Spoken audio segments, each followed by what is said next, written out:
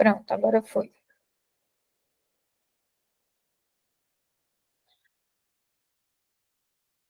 Pronto. Então, após a. Desculpa, coloquei. Deu certo. Obrigada, amor. Então, sua humanidade não pode mais ficar presa à terra e já pertence exclusivamente ao domínio do Pai Divino. E Jesus, quando ele ressuscitou, ele não foi, né? Ele não foi diretamente para o céu. Ele permaneceu ainda por 40 dias aqui na terra, com o objetivo de quê? De provar que ele realmente tinha ressuscitado.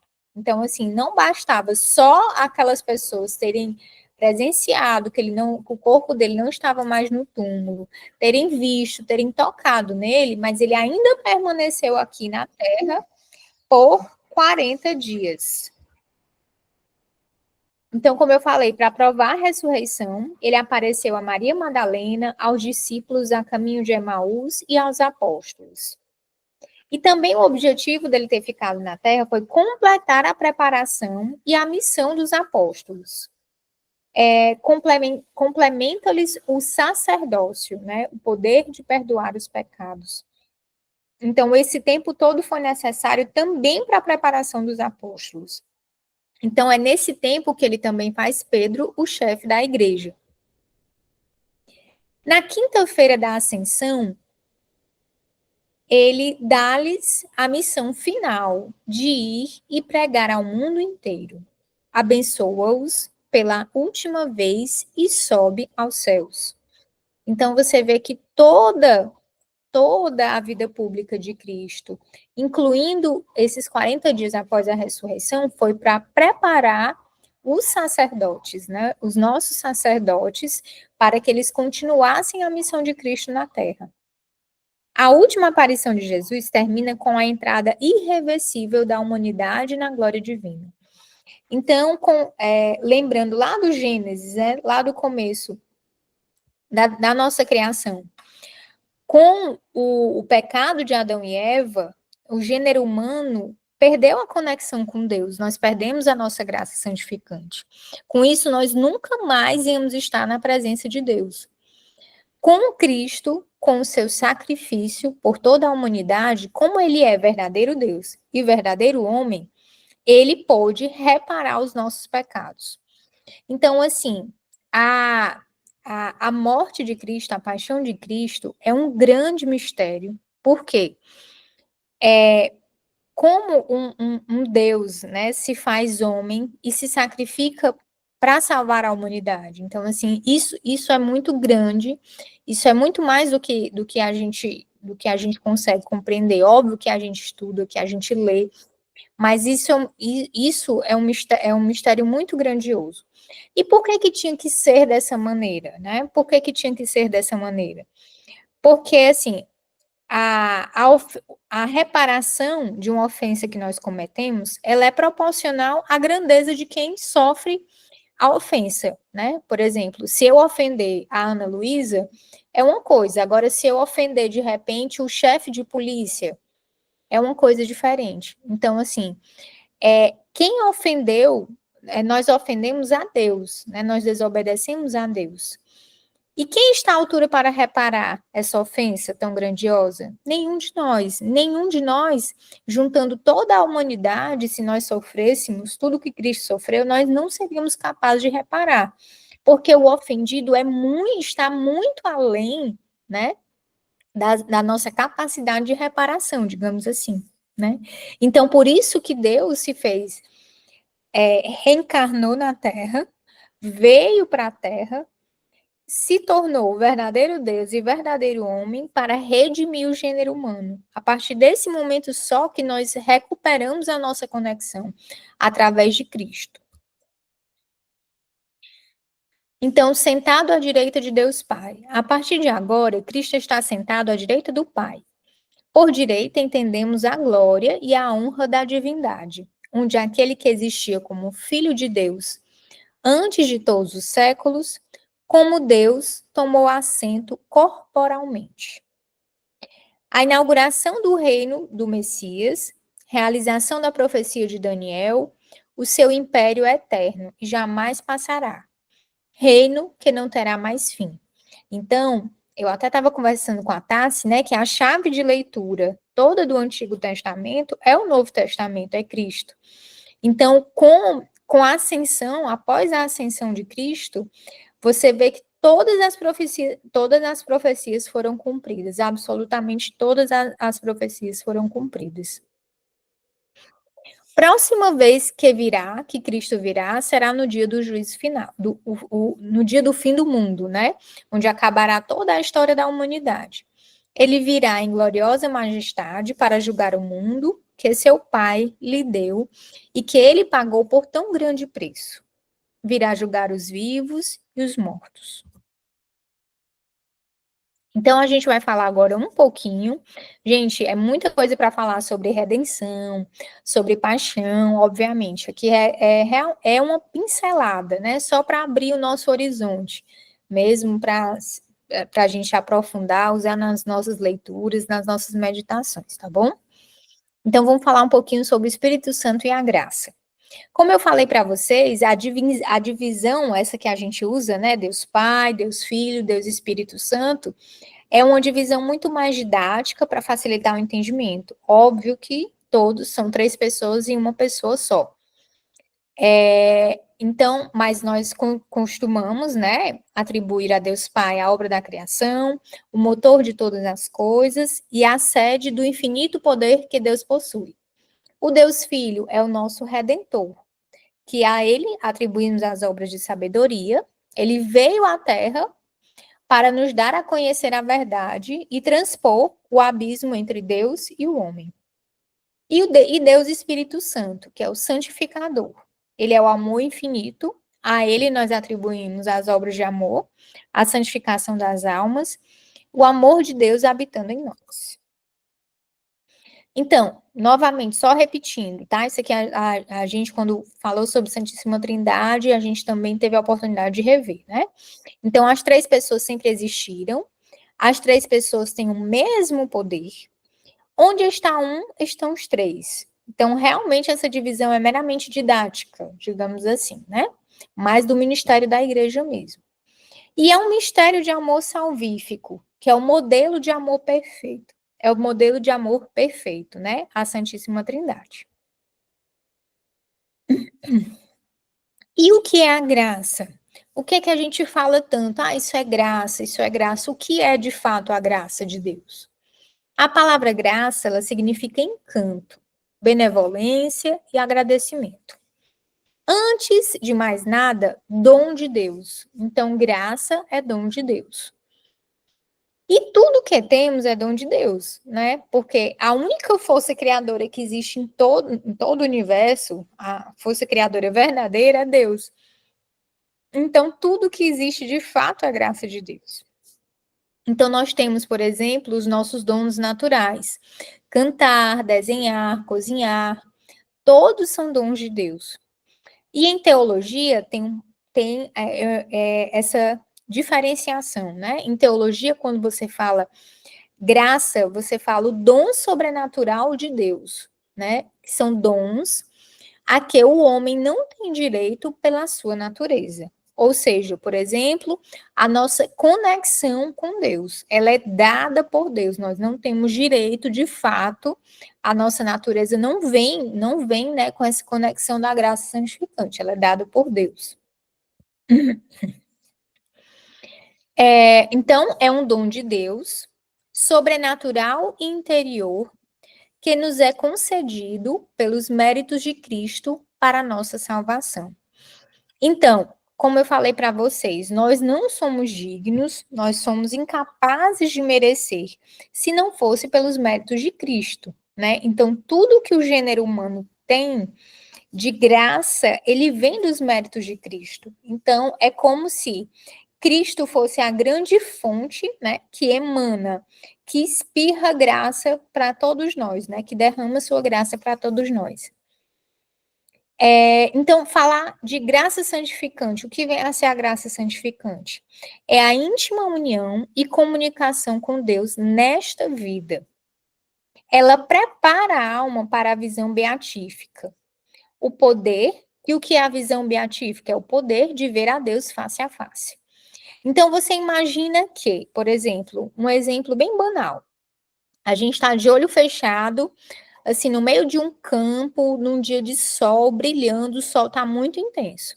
Se você abrir o olho e olhar diretamente para o sol, você vai ficar ofuscado, né? Você vai sentir dor, você não vai ver nada, você não vai conseguir simplesmente ver nada, né?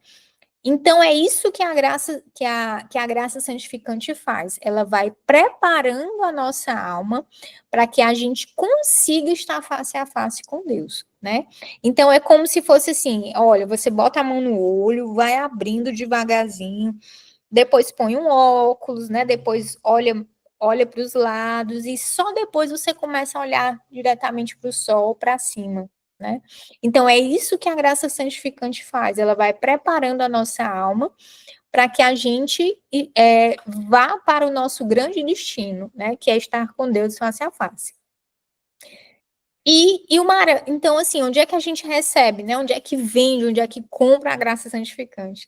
Bem, nós recebemos a graça santificante no batismo. Por isso que nós temos tanta pressa, né, nós católicos, em batizar nossas crianças, né? Porque realmente nós temos pressa por dar, quando a gente for ver o batismo, a gente vai falar mais. Mas nós temos pressa de dar essa conexão para a alma daquela criança, né? E nós recebemos, e um negócio assim, Deus é tão maravilhoso de um jeito que a gente precisa se esforçar, né, teoricamente, para perder. Uma coisa que nós já temos, né, já adquirimos. E nós perdemos através do pecado mortal. Deus criou-nos para a visão beatífica, para essa união pessoal que é a essência da felicidade no céu, do céu. Se entrássemos, como eu falei, né, na eternidade sem a graça santificante, teríamos perdido a Deus para sempre. Então, assim, uma vez que nós morremos e não estamos no chamado estado de graça, que é ter a conexão com Deus, a graça santificante, como é que você vai para perto de Deus se você não tem conexão com Ele? Né? A sua alma irá em direção a Deus uma vez que ela tenha conexão com Deus. Se ela não está conectada com Deus, se ela negou a Deus, ela não vai para perto dele, né? Ela vai para o lugar onde não existe Deus, no caso, que é o inferno. Então, se nós entrarmos na eternidade sem a graça santificante, nós vamos ter perdido a Deus completamente. E a graça santificante, ela pode crescer. E ela será proporcional à felicidade no céu. Então, por exemplo, Ilmara, ok, eu fui batizado, recebi a graça santificante, não cometi pecado mortal. Pronto, né? Ah, já zerei o jogo, né? Vou ficar aqui só para cumprir tabela mesmo, não vou fazer nada. Na verdade, a gente quer que a graça santificante cresça ainda mais, porque ela vai ser proporcional à nossa felicidade no céu. Imagina assim, duas pessoas vão visitar a Capela Sistina. Aqueles desenhos maravilhosos, né? Aquela cultura, todo aquele monumento arquitetônico, artístico. Aí a primeira pessoa é uma pessoa assim leiga, né? Que nunca estudou arte, uma pessoa que não tem leitura, que não sabe o que é. Ela vai achar a Capela Sistina bonita? Vai. E ela vai ficar muito feliz em ver a Capela Sistina, vai achar muito bonito e tudo. Ela vai ser plenamente feliz? Vai. Dentro daquela restrição que ela tem de conhecimento, digamos assim. Mas agora, vamos imaginar que eu sou uma professora de belas artes. Eu estudei todos os autores, os artistas, tudo. Eu sei tudo sobre arquitetura. Então, quando eu olhar para a Capela Sistina, eu vou ter um outro olhar. Eu vou ter uma outra felicidade, um outro contentamento, vou ter um êxtase, né? De olhar para todas aquelas pinturas, né? Então, aquela minha realização vai ser maior, obviamente, do que aquela primeira pessoa que não tinha um conhecimento. Então, é mais ou menos isso que acontece com a graça santificante. As duas pessoas vão ver a Capela Sistina, né? As duas pessoas vão para o céu. mas uma vai ser muito mais feliz, né? Aquela analogia também do pote que eu usei com vocês, do que aquela outra. Então, o nosso objetivo aqui na Terra é ficar em graça santificante, óbvio, mas também aumentar a nossa graça santificante, para que nós possamos ser ainda mais felizes.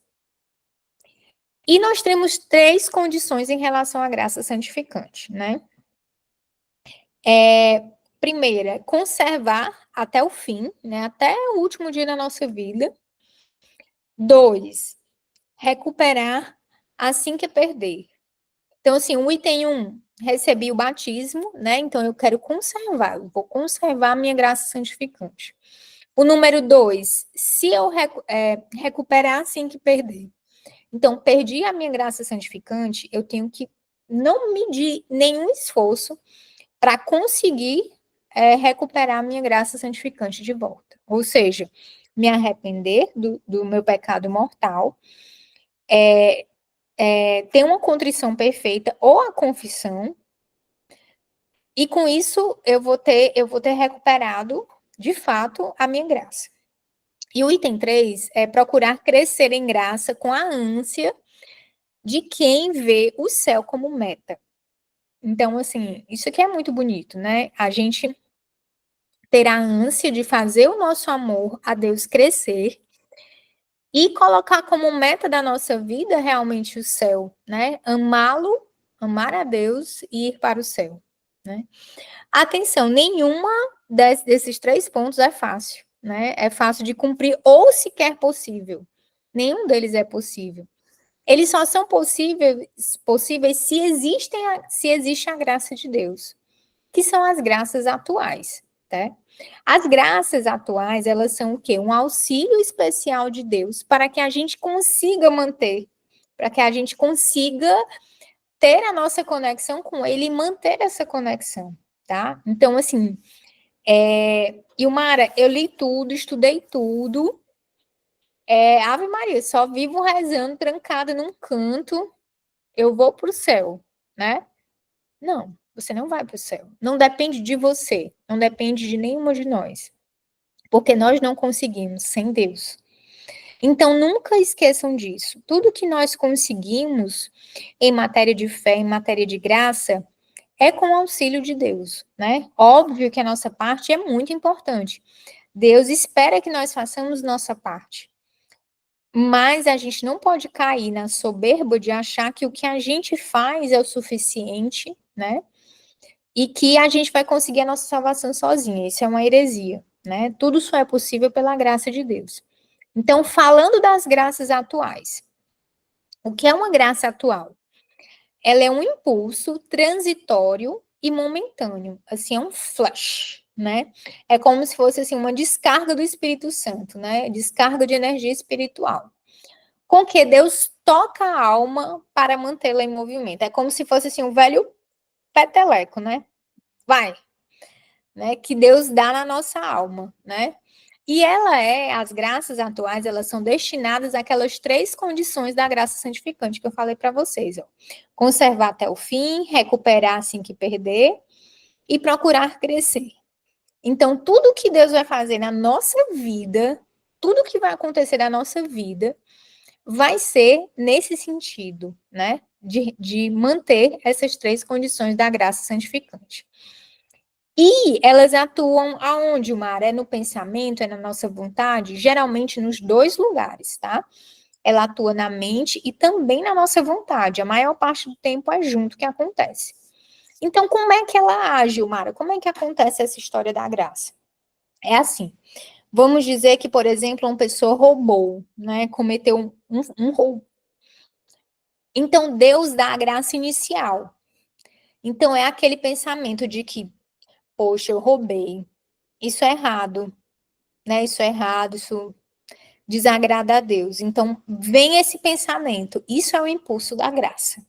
É quando Deus ilumina a nossa mente, né? Ilumina a nossa inteligência para que a gente perceba o mal que nós fizemos, né? Então, aí foi o impulso da graça. Então, a pessoa, poxa, eu roubei, né? Foi errado. Então, a partir daí, se a pessoa aceitar o impulso da graça, ou seja, eu realmente roubei, eu não quero mais estar nessa vida, né?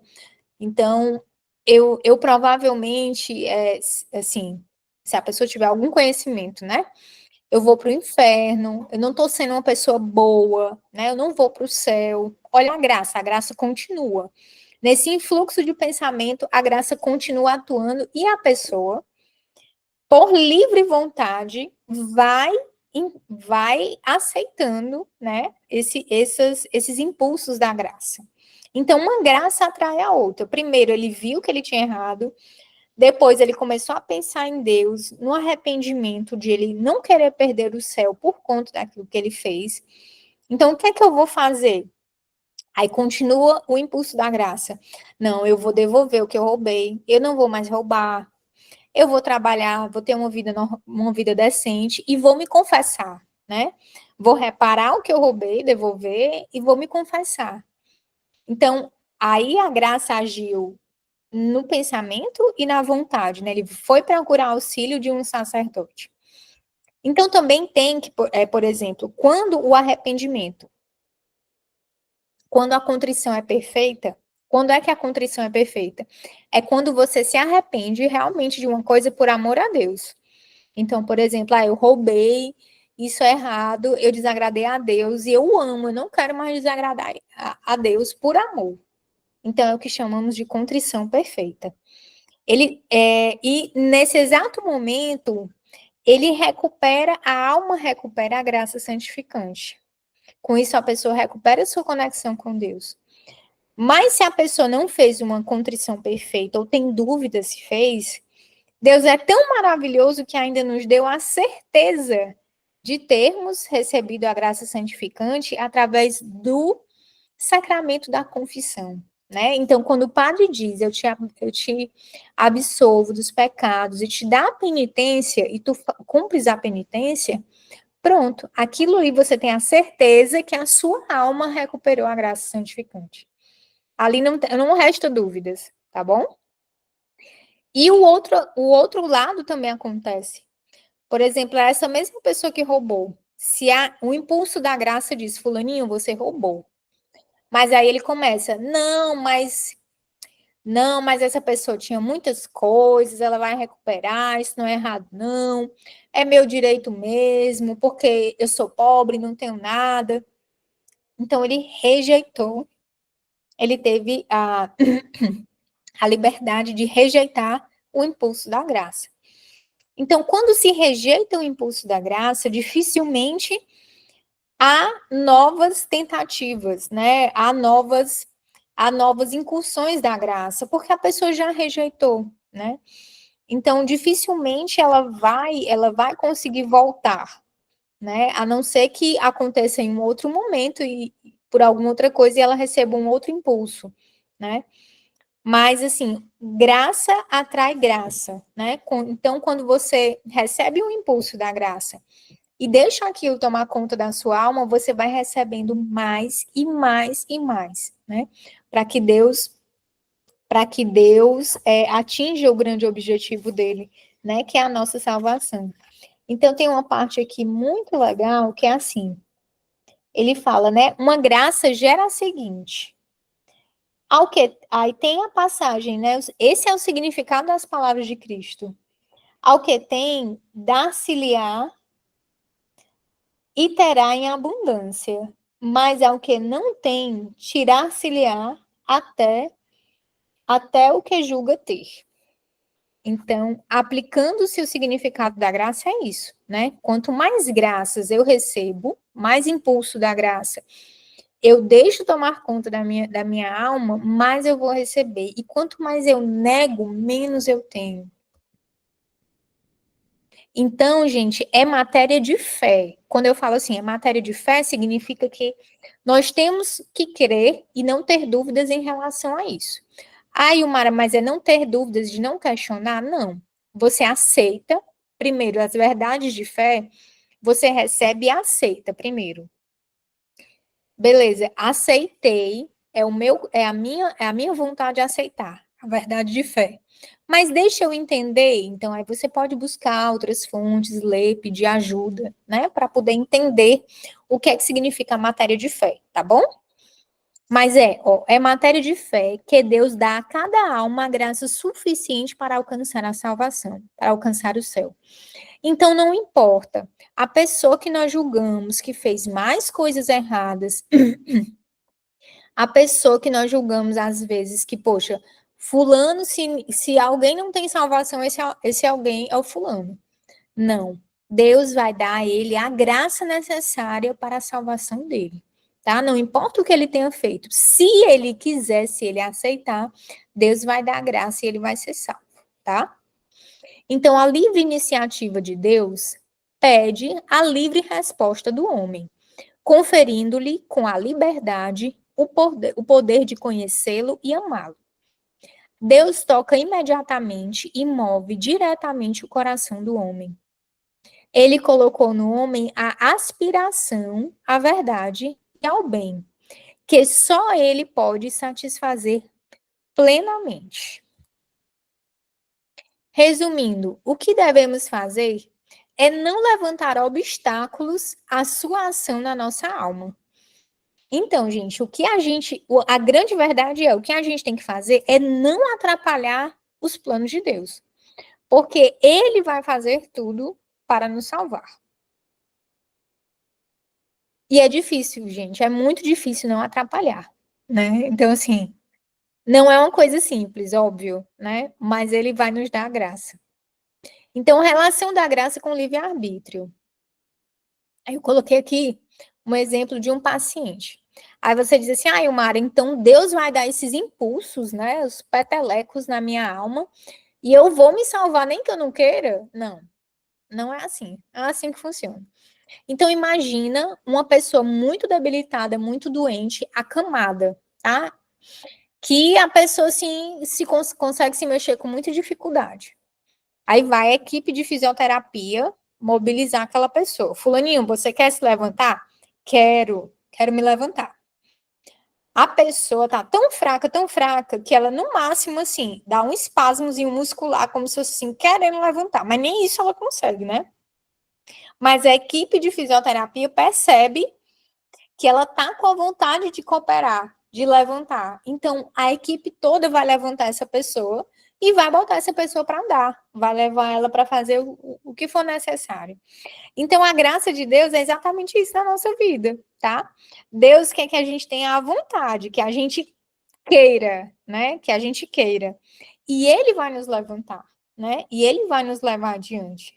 Então, é basicamente isso, mas a gente tem que querer, a gente precisa dar o nosso impulso, né? Ter o nosso esforço também, tá? E também tem a questão da graça eficaz, que a graça eficaz é uma graça que sempre alcança seu objetivo. Ela vence a fraqueza e o endurecimento que poderiam levar à resistência à graça.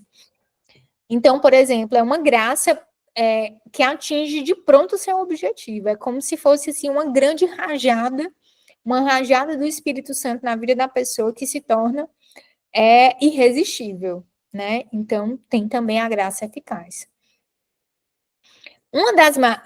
Essa frase eu acho maravilhosa, né? Uma das maiores surpresas no dia do juízo final será descobrir o pouco que fizemos pela nossa salvação. Então, assim, quando a gente morrer, vai passar lá, né? Na telinha, no telão, né? O que a gente fez pela nossa salvação e o que Deus fez pela nossa salvação. Então a gente vai olhar assim, caramba, praticamente não fiz nada, assim, né? Foi aquele momento ali que eu dei um sim, e o resto foi todo o impulso de Deus, né? Toda a graça de Deus que me levou por todos os caminhos que eu trilhei, né? Então essa vai ser a nossa surpresa, né? Em saber que que o nosso esforço, na verdade, foi bem pouco, né? Que tudo o que acontece na nossa vida tem a mão de Deus, tem a graça de Deus nos sustentando, nos levando, né? Então, quando eu falei para vocês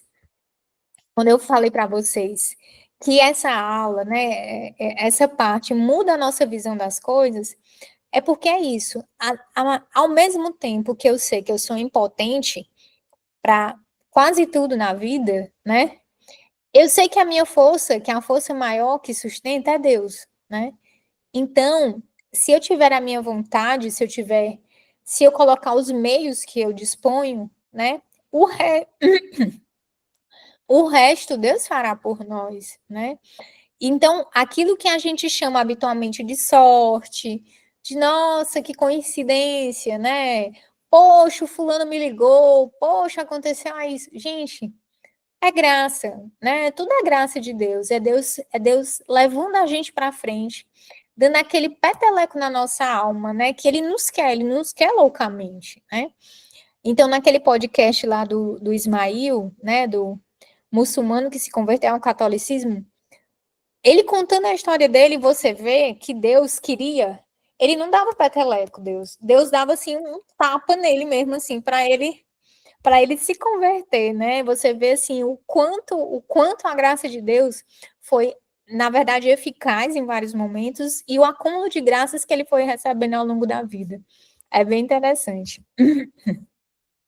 Então, falando um pouquinho do Espírito Santo e a graça.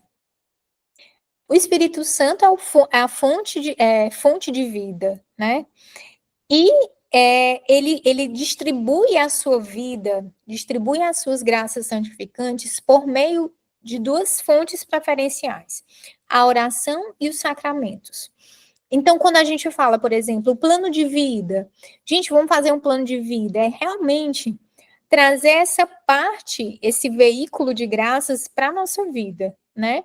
São os nossos momentos de oração, de meditação, de leitura do evangelho, a nossa, as nossas orações, o nosso santo terço, né? Enfim, é trazer esse veículo de graça, essa fonte de graças para a nossa vida. E o então, assim, quando você fala, por exemplo, oração mental, isso aqui, enfim, seria uma aula só para explicar toda a diferença dessas orações, né? Depois eu falo mais para vocês, tá bom? Oração mental, oração vocal e oração contemplativa. A gente tem esses três tipos de oração e que a gente com certeza deve lançar mão de todos esses recursos na nossa vida, tá bom? Uma observação, cuidado com o formalismo religioso. Por exemplo, ao fazer uma oração, é se dirigir a Deus com muitos adjetivos, né? Assim, ó Deus glorioso, de infinita misericórdia, bondade, Deus altíssimo, onipotente. Gente, Deus é tudo isso, tá? Mas acima de tudo, Deus é nosso Pai. E a gente tem que usar de muita sinceridade e amor ao tratar com Deus, né? Então, às vezes, quando a gente se envolve desses formalismos, isso está, na verdade, escondendo, né? Deixando a nossa. Fazendo com que a gente seja menos sincero com Deus e com a gente mesmo, né? E isso faz com que a gente dificulte a penetração de Deus na nossa alma. Deus pode penetrar na alma só até onde nosso eu o deixar. Então, sempre usar de muita sinceridade, gente. Sejam sinceras, assim, um pecado que a gente tem dificuldade, às vezes, de confessar, né? Por exemplo, a inveja. Poxa, meu Deus, eu tô com inveja da pessoa. Me ajuda, né? Me ajuda a superar isso. Eu não quero ter inveja mais dessa pessoa, né? Faz com que eu não tenha mais, muda meu coração, né? Então, sejamos violentamente sinceros com Deus, tá? Porque assim, abrindo a nossa alma, ele pode agir. E o que é mérito? É aquela propriedade de uma obra boa que habilita quem a realiza a receber uma recompensa. A menor das nossas ações adquire valor sobrenatural quando a fazemos com união com Deus. Nenhuma ação humana tem mérito próprio. Somente com a presença de Deus, pela graça santificante, podemos adquirir mérito por nossas ações.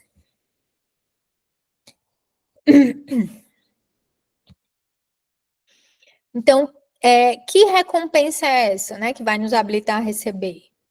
O aumento da graça santificante, a vida eterna e maior glória no céu.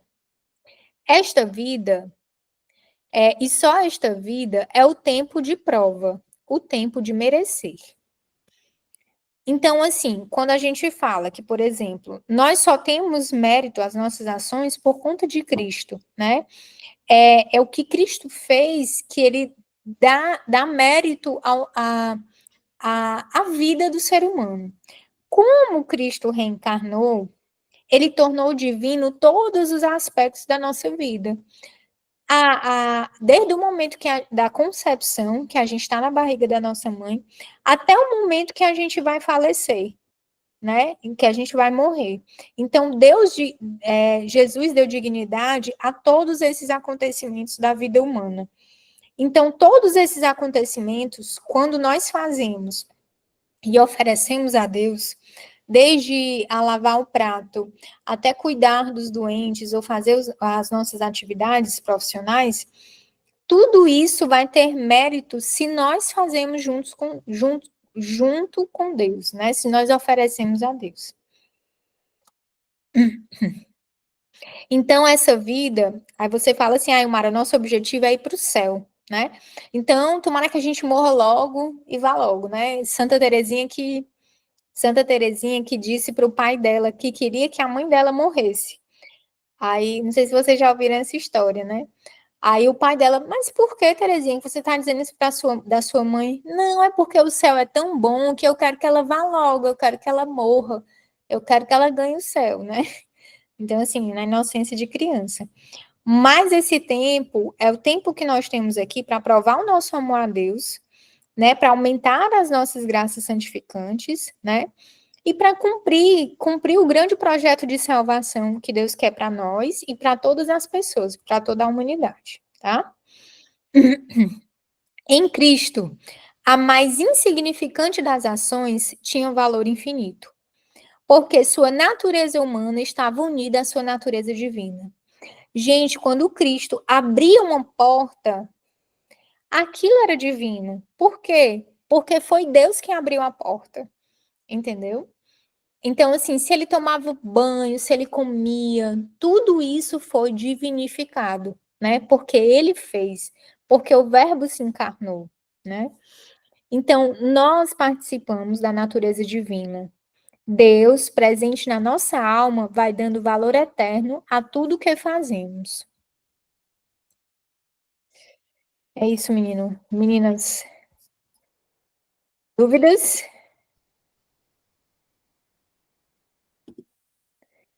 Liguem Não. aí o áudio.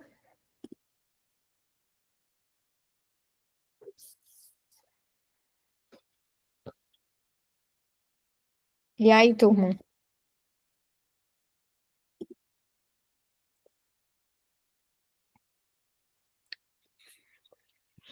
Eu acho que foi na consagração a Nossa Senhora de São Luís, né? Meninas, terminou, assim, vou só fazer o adendo, né, para não prender mais vocês. Mas ele dizia, né, que Nossa Senhora dava mais glória a Deus abrindo a maçaneta de uma porta do que um mártir morrendo numa fogueira, né? Porque era uma profunda união, né, com Deus, com e era um amor tão grande que Nossa Senhora tinha a Deus que aquilo tinha um valor estratosférico, né? Muito mais do que a pessoa morrer numa fogueira, né? Então, assim, em relação a mérito, é um pouco confuso, assim, né? Assim, quando vocês lerem um pouquinho, vocês vão entender um pouco mais, né?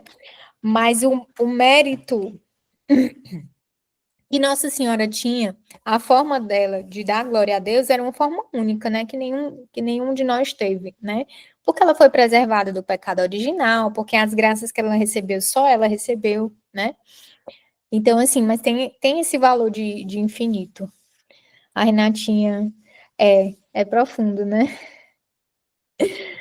Que é isso, minha amiga. Eu que agradeço aí a paciência de vocês, porque eu vou estudando e vou me renovando também, né?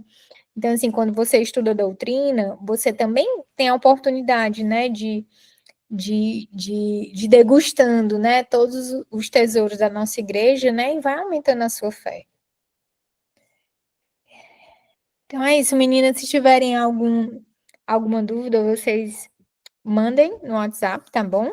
O capítulo tá muito bom, é maravilhoso, vale a pena realmente ler e meditar o capítulo sobre a graça. Não dá para falar tudo, né? E assim, é um tema mais extenso mesmo. Desculpa aí para vocês se eu tiver complicado mais do que ajudada. Mas aí serve para vocês irem lá procurar. Vocês, ixi, aí o Mara se embananou todinho aqui, então vamos lá ver. Valeu, meninas. Beijo, boa noite. Tchau, tchau.